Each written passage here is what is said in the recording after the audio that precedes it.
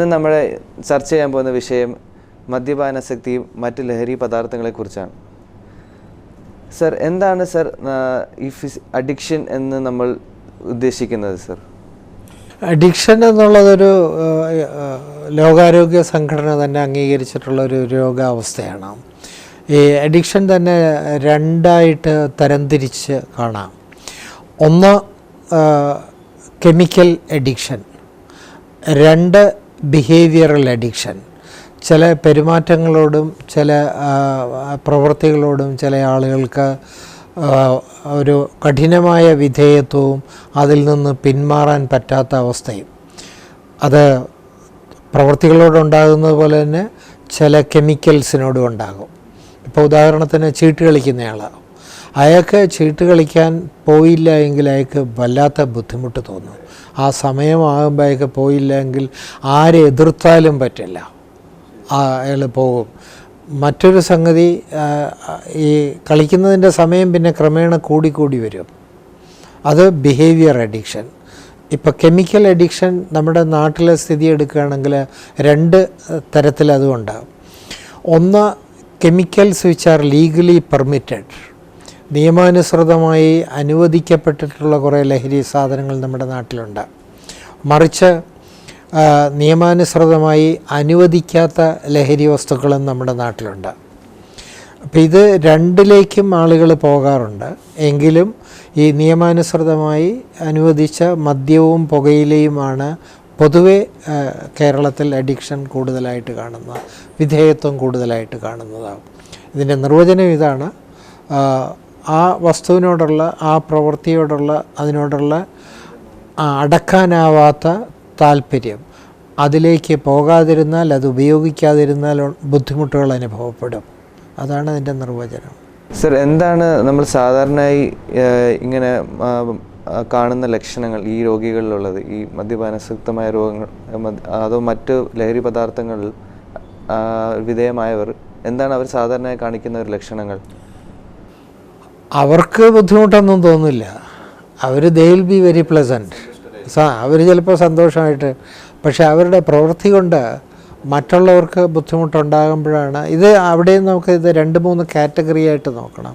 സ്വയം ചിന്തിക്കുന്നവരുണ്ട്, എൻ്റെ പെരുമാറ്റത്തിൽ അപാകതയുണ്ട്, എൻ്റെ രീതികളിൽ അപാകതയുണ്ട്, ഞാൻ രാവിലെ മുതൽ വൈകുന്നേരം വരെ കള്ളു കുടിച്ച് നടന്നാൽ ശരിയാകുന്നില്ല എന്ന് സ്വയം തോന്നുന്നവരുണ്ട്.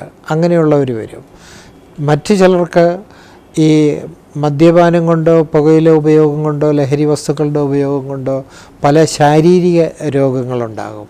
ആ ശാരീരിക രോഗങ്ങളുടെ ഗുരുതരത്വം അനുസരിച്ച് അവർ ആശുപത്രികളിലെത്തും. മറ്റ് സ്പെഷ്യലിസ്റ്റ് ഡോക്ടർമാർ നോക്കി കഴിയുമ്പോഴായിരിക്കും, ഇപ്പോൾ ഉദാഹരണത്തിന് ശ്വാസമുട്ടായിട്ട് ഒരാൾ വന്നു, അയാളെ നോക്കുമ്പോൾ പൾമനോളജിസ്റ്റ് ചിലപ്പോൾ പറയും, ഇയാളുടെ പുകവലി നിർത്താതെ പറ്റില്ല. അപ്പോൾ ടുബാക്കോ അഡിക്ഷൻ, ടുബാക്കോ ഡിപ്പെൻഡൻസ് അതൊരു രോഗാവസ്ഥയാണ്. അപ്പോൾ അങ്ങനെയുള്ളവർ പൾമനോളജിസ്റ്റ് പറയുന്നത് കൊണ്ടായിരിക്കും അവർ വരുന്നത്. അല്ലെങ്കിൽ ലിവർ സിറോസിസ്, അല്ലെങ്കിൽ ഹൃദ്രോഗം, അങ്ങനെ റെഫറൻസായിട്ട് വരുന്ന മറ്റൊരു വിഭാഗം ഉണ്ടാകും. മൂന്നാമത് മറ്റൊരു വിഭാഗം വരുന്നത് ഈ ബന്ധുമിത്രാദികളുടെ പ്രശ്നം വരും. വീട്ടിൽ പെരുമാറ്റ വൈകൃതങ്ങൾ ധാരാളം വരുന്നവരുണ്ടാകും.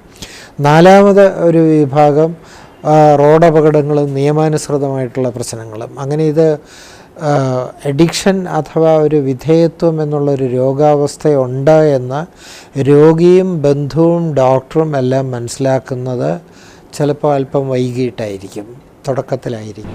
സർ, എന്താണ് സാധാരണയായി നമ്മൾ ഒരു ചികിത്സാ രീതി ഇതിൻ്റെ? ചികിത്സിക്കുന്നതിന് മുമ്പ് നമുക്കിത് രോഗനിർണയം നടത്തണം. ഏത് ആളാണെങ്കിലും ഇതൊരു ചികിത്സാ വീക്ഷണത്തിലൂടെ നമ്മൾ നോക്കുമ്പോൾ അത് ഒരു കെമിക്കൽ ഡിപ്പെൻഡൻസ്, ആൽക്കഹോൾ ഡിപ്പെൻഡൻസ് ആണോ, ടുബാക്കോ ഡിപ്പെൻഡൻസ് ആണോ, ഗാംബ്ലിംഗ് എന്താണ് എന്നുള്ളത് ആദ്യം ഒരു രോഗനിർണയം നടത്തുക എന്നുള്ളത്. രോഗനിർണയം നടത്തുന്നത് 3 വഴികളിലൂടെയാണ്. ഒന്ന്, അയാളുടെ ശാരീരിക പരിശോധനകളെല്ലാം. 2, അയാളുടെ പെരുമാറ്റ വൈകൃതങ്ങൾ, രീതികൾ, അത് അയാളിൽ നിന്നും ബന്ധുക്കളിൽ നിന്നും മനസ്സിലാക്കിയിട്ട്. മൂന്നാമത് ഈ ലാബോറട്ടറി പരിശോധന, എക്സ്റേ, സ്കാന്, അങ്ങനെയുള്ള വിഷയങ്ങളെല്ലാം നോക്കിയിട്ട്, ഇതെല്ലാം നോക്കി അയാൾക്ക് ഈ പറയുന്ന വ്യക്തിക്ക് ഏതെങ്കിലും ഒരു കെമിക്കലിന്, ഉദാഹരണത്തിന് ആൽക്കഹോൾ ഡിപ്പെൻഡൻസ് എന്ന് പറയണമെങ്കിൽ അയാൾ മദ്യപിക്കുന്ന രീതി ചോദിച്ചു തുടങ്ങും. രാവിലെ കഴിക്കാറുണ്ടോ, കഴിക്കുമ്പോൾ എത്ര കഴിക്കും, കഴിച്ചു കഴിഞ്ഞാൽ സ്വഭാവത്തിലെ പെരുമാറ്റത്തിൽ വ്യത്യാസങ്ങളുണ്ടോ, മറ്റെന്തെങ്കിലും ശാരീരിക ബുദ്ധിമുട്ടുകളുണ്ടോ, അത് നോക്കി അയാളുടെ മറ്റ് പരിശോധനകൾ ചെയ്യുമ്പോൾ ലിവർ, ബ്ലഡ്, ബ്രെയിന് ഇങ്ങനെയുള്ള അവയവങ്ങൾ പരിശോധിക്കുമ്പോൾ ഈ മദ്യം അഥവാ ഈഥൈൽ ആൽക്കഹോൾ എന്നാണ് രാസവസ്തു, അതുകൊണ്ട് എന്തെല്ലാം തകരാറൊക്കെ ഉണ്ടായിട്ടുണ്ടെന്നുള്ളത് മനസ്സിലാക്കാൻ പറ്റും. അതിനനുസരിച്ചാണ് ചികിത്സകൾ ആരംഭിക്കേണ്ടത്. പലപ്പോഴും ഈ ആൽക്കഹോൾ ഉപയോഗിക്കുന്നവർക്ക് മാനസിക രോഗങ്ങളും അതോടൊപ്പം സമാന്തരമായിട്ട് കാണാറുണ്ട്. അവിടെ ഞങ്ങൾ വേർതിരിക്കുന്നത് ഈ ആൽക്കഹോൾ ഡിപ്പെൻഡൻസ് എന്ന് പറയുന്ന രോഗം പ്രൈമറി ആണോ അതോ സെക്കൻഡറി ആണോ എന്ന് പറഞ്ഞാൽ, അടിസ്ഥാനപരമായിട്ട് ഇപ്പോൾ ഉദാഹരണത്തിന് അടിസ്ഥാനപരമായിട്ട് വിഷാദ രോഗമുള്ളവർ, അടിസ്ഥാനപരമായിട്ട് സ്കിസോഫ്രീനിയ ഉള്ളവർ, അടിസ്ഥാനപരമായിട്ട് മൂഡ് ഡിസോർഡർ എന്നുള്ള രോഗാവസ്ഥയുള്ളവർ, ആകാംക്ഷ കൂടുതലുള്ളവർ, അങ്ങനെ ആ ഒരു വിഭാഗക്കാർ ചിലപ്പോൾ അവരുടെ ഒരു മനസ്സിൻ്റെ ഒരു ആശ്വാസത്തിന്, ഒരു സമാധാനത്തിന് മദ്യപിച്ച് തുടങ്ങും.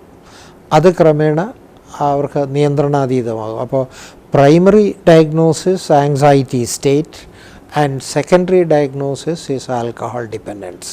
ഇത് തിരിച്ചും വരാം. ആൽക്കഹോൾ അവർ ഒരു പ്രായത്തിൽ അങ്ങനെ തുടങ്ങും, ചെറുപ്പത്തിൽ അല്പസ്വല്പമൊക്കെ കഴിച്ചു തുടങ്ങും, ക്രമേണ അതിന് ഡിപ്പെൻഡൻസ് ഉണ്ടാകും, അതിൻ്റെ ടോളറൻസ് കൂടി വരും. ആ ആൽക്കഹോളിൻ്റെ ഉപയോഗം കൊണ്ട് അവർക്ക് വിഷാദ രോഗത്തിലേക്ക് അവർ പോകാം. അങ്ങനെ വരുമ്പോൾ primary diagnosis is alcohol dependence and secondary diagnosis is depressive disorder. അപ്പോൾ ഇത്തരത്തിലുള്ളത് വേർതിരിച്ച് മനസ്സിലാക്കിയിട്ടാണ് ഇതിൻ്റെ ട്രീറ്റ്മെൻറ്റ് പ്രോഗ്രാം അഥവാ റിക്കവറി പ്രോഗ്രാം.